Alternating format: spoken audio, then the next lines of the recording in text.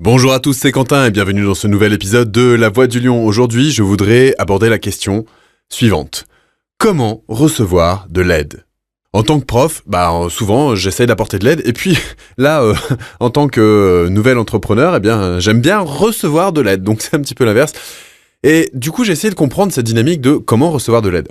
Mais avant, je voudrais vous parler de la réaction de mes élèves par rapport à ça. Alors, quand j'essaye d'apprendre quelque chose à mes élèves, donc de les aider à comprendre un concept, souvent, ils en ont rien à faire.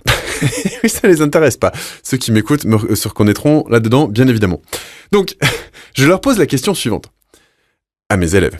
Lorsqu'il y a quelqu'un de plus petit que vous, qui veut faire quelque chose que vous savez faire, par exemple faire du vélo. Lorsque quelqu'un de plus petit que vous, donc un petit neveu, une petite nièce ou un petit frère ou une petite sœur, veut faire du vélo, et que vous l'aidez, et qu'il refuse de vous écouter, et qu'il refuse d'écouter vos conseils, et qu'il refuse de donner du crédit à l'aide que vous lui apportez. Eh bien, à ce moment-là, qu'est-ce qui se passe ? Il se passe que le petit rejette l'aide apportée. Bon, alors la réaction du grand dans ces moments-là, c'est ils en ont marre, ils ont envie de l'insulter, de lui foutre des beignes, en gros c'est les réponses que j'ai dans mes classes, c'est qu'au bout d'un moment ça devient totalement insupportable.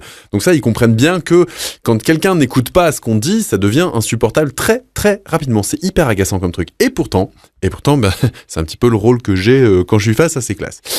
Alors, mais c'est pas là où je voulais en venir. Ce qui m'intéresse le plus, c'est qu'est-ce qui fait que l'enfant qui voit très bien la personne plus grande réussir dans ce domaine, refuse l'aide qu'on lui apporte. Qu'est-ce qui fait qu'on refuse de l'aide à un moment donné ou à un autre ? Eh bien, personnellement, j'ai identifié ces deux chemins possibles qui font que on refuse de l'aide. Le premier, c'est, on refuse de l'aide parce qu'on n'a rien demandé. Donc on vient nous apporter quelque chose, mais on n'a rien demandé. Donc on n'en veut pas. Tout simplement, c'est un petit peu comme si on vous offre un cadeau qui vous plaît pas. Je veux dire, vous en voulez pas. Vous dites c'est gentil, merci. Mais non, vous en avez rien à faire. C'est juste pas possible. Donc si vous demandez pas de l'aide, et qu'on vous en apporte, à un moment donné, ça va vous agacer, vous allez la rejeter. Pourquoi ?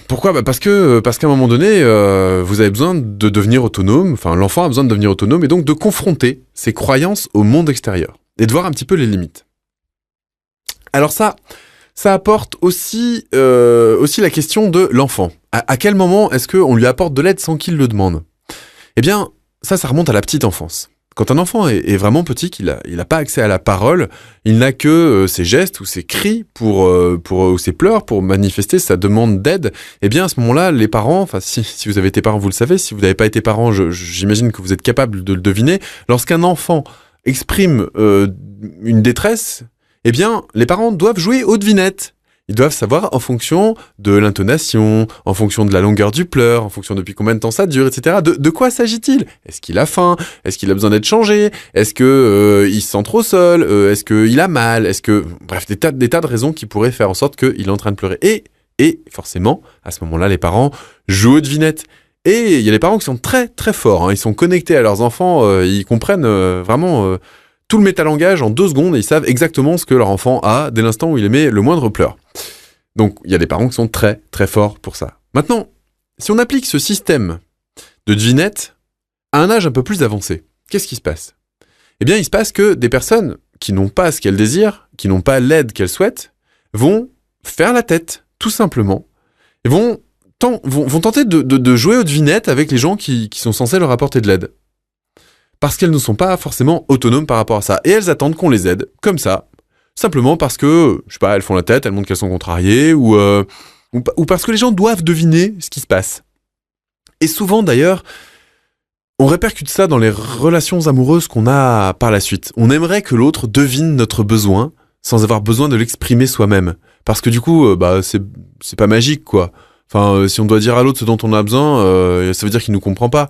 On aimerait dans le couple avoir quelqu'un qui nous comprenne, qui sache tout de suite ce dont on a besoin, dès l'instant où on en a besoin, et qui ait ce côté magique de la relation, mais absolument pas autonome. Donc là, il y a quand même peut-être quelques petites questions à se poser. En tout cas, je vais en revenir à la première question du début de ce podcast. Comment recevoir de l'aide ? Eh bien, pour recevoir de l'aide, en effet, je crois que la première des choses, c'est l'avoir demandé. Pour pouvoir demander de l'aide, c'est pas si évident que ça. Faut déjà accepter l'idée d'en avoir besoin. Donc ça veut dire Ça veut dire que on n'est pas dans le besoin de confronter ses croyances au monde réel, on n'est pas dans le besoin de faire ses propres expériences, genre le feu ça brûle, hein, ou alors comment est-ce qu'on monte sa boîte, je vais y aller tout seul et puis je verrai bien, puis je vais me prendre des claques mais je vais apprendre. Non, là peut-être que, en tout cas en ce qui me concerne, j'accepte de demander de l'aide. Je n'ai pas spécialement d'orgueil par rapport à ça. Je me dis, ce serait peut-être même du temps de perdu que de vouloir tout réapprendre par moi-même. Peut-être qu'il suffit que j'aille demander à des gens qui l'ont déjà fait. Hein? Et puis qui, gentiment, vont vouloir m'aider parce que eux, ils sont passés par là et se disent, je vais pouvoir faire profiter mon expérience à quelqu'un d'autre. Donc, pour ça veut dire, premièrement, accepter d'avoir besoin d'aide. Deuxièmement, faire une demande explicite. Dire clairement ce dont on a besoin. Et troisièmement, accepter que la personne dise non. Accepter que l'autre ne veuille pas nous aider. Parce que c'est son droit, parce qu'il a peut-être pas que ça à faire, parce qu'il a peut-être d'autres priorités, parce que lui peut-être aussi a besoin d'aide dans son propre domaine. Donc la première étape, c'est d'accepter d'avoir besoin d'aide. La deuxième, c'est d'en faire la demande explicite. Et la troisième, c'est d'accepter qu'on refuse. Et à ce moment-là, on va essayer de trouver une autre solution. En tout cas, moi, c'est comme ça que je vois les choses. J'attends bien évidemment vos commentaires par rapport à ça, hein, parce que je sais pas, vous pouvez éventuellement ne pas être d'accord, vous pouvez éventuellement ne pas voir les choses de cette manière-là, et puis vous pouvez aussi éventuellement avoir envie, et puis vous pouvez éventuellement aussi avoir envie de m'apporter votre aide, et là, je vous la demande.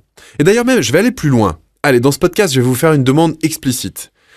Si jamais vous voulez m'aider, si vous avez envie de m'aider, eh bien, s'il vous plaît, mettez des commentaires et partagez les podcasts pour qu'il y ait une diffusion au plus grand nombre possible. Voilà, ça c'est l'aide que je vous demande explicitement aujourd'hui. Je vous demande explicitement, s'il vous plaît, partagez ce podcast un maximum pour qu'il puisse être entendu par un maximum de monde et que ça donne du sens à ce que je suis en train de faire.